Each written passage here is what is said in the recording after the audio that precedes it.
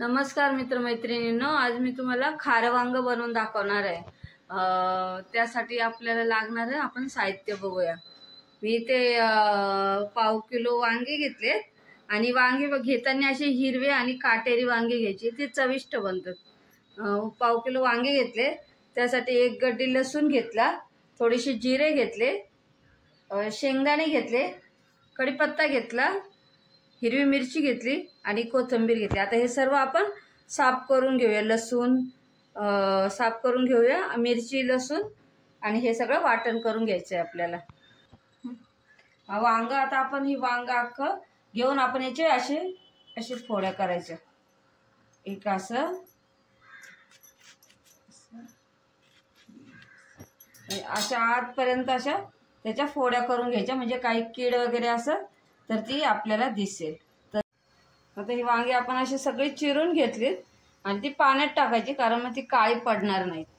आणि लसूण पण सोलून घेतलंय आपण। आता हे आपण तव्यावर भाजून घेऊया, शेंगदाणे आणि मिरच्या।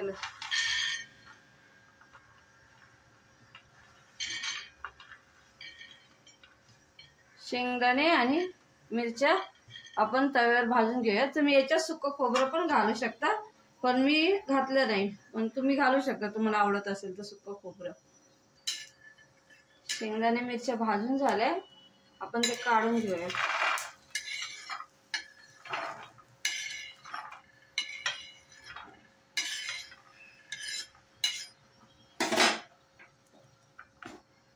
जिरे थोडेसे भाजून घेऊया।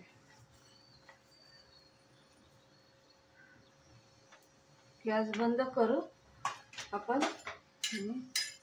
तेच तर थोडे जिरे भाजून।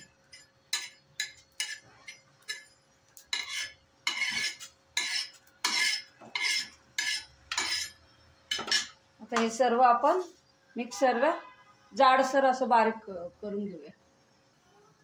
मिक्सरला हे वाटून घेऊया आपण सर्व।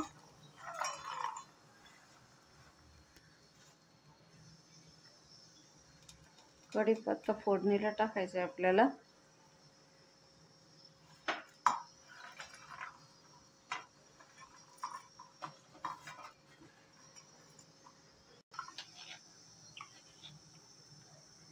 थोडंसं मीठ घालून घ्यायचं आपण। आता हे थोडंसं जाडसर मिक्सरला वाटून घेऊया। आपले वाटून झाले, आता आपण हे प्लेटात काढून घेऊया।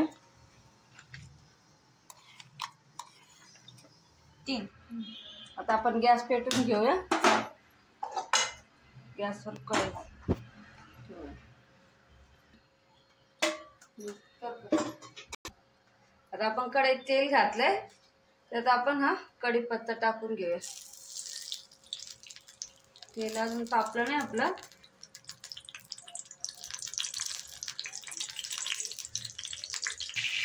कढीपत्ता भाजला आपला। आता आपण वांग्यामध्ये आपण हा मसाला असा भरून घेऊ।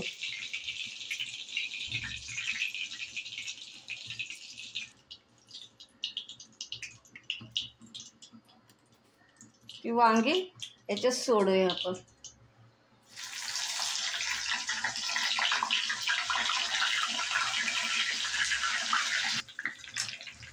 वांगी सर्व टाकली आपण।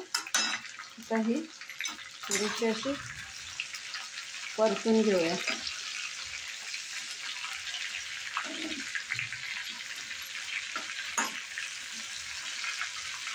पण जास्त वेळ एका साईडनेच ठेवली तर ती काळी पडायला लागते, म्हणून त्याला थोडंसं परतून।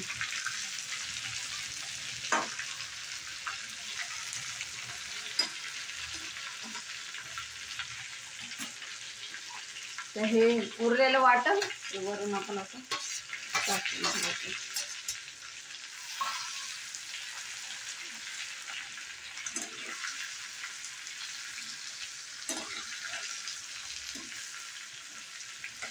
याच्यात तुम्ही हळद पण टाकू शकता, मी हळद नाही टाकलेली। तुम्हाला आवडत असेल तुम्ही हळद टाकू शकता वरून।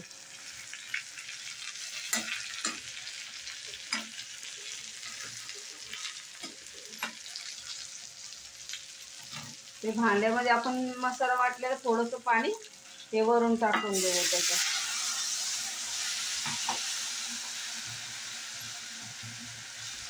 तर गॅस थोडा मीडियम वर हे ठेवूया आणि त्याच्यावर मीडियम मध्ये ठेवूया गॅस आणि हे झाकण त्याच्यावर आपण ठेवून घेऊया.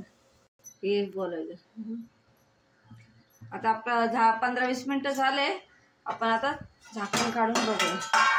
आपलं वांग बघा छान शिजले आणि त्याला थोडंसं तेल जास्त टाकायचं कधी पण खाऱ्या वांग्यात, म्हणजे त्याची चव चांगली होते.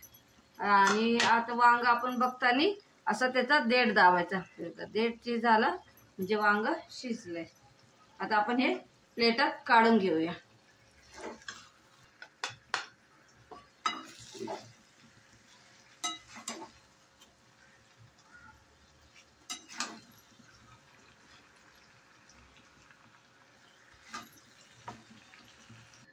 आता आपण हे प्लेटात काढले. हे भातावरही खाऊ शकताय तुम्ही, भाकरी सोबत, चपाती सोबत. आता हे स्तवनला आपण टेस्ट करायला देऊया. आपल्याला वांग खाऊन दाखवेल कसं झालंय ते तो सांगेल आपल्याला.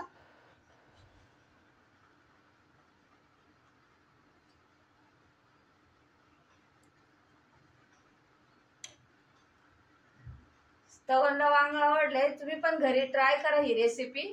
तुम्हाला जर आवडलं तर माझ्या चॅनलला शेअर, लाईक आणि सबस्क्राईब करा. धन्यवाद.